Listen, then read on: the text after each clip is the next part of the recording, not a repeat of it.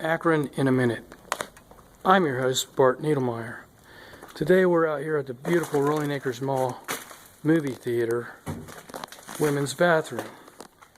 Now this is something that you don't hear about too often, but it's out here.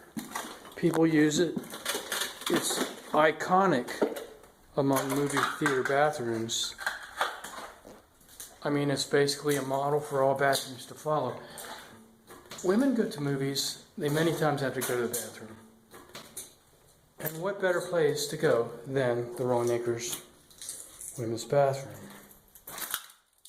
It's a great place to come to freshen up, or girlfriends can come in here and freshen up and talk and work things out, or pass notes back and forth to other women, asking questions and discussing some general gossip in complete privacy.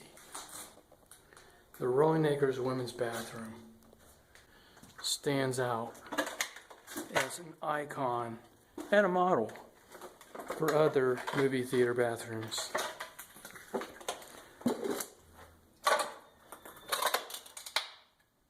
I'm your host, Bart Needlemire, for Akron in a minute. Thank you for tuning in, and we'll catch you next time around.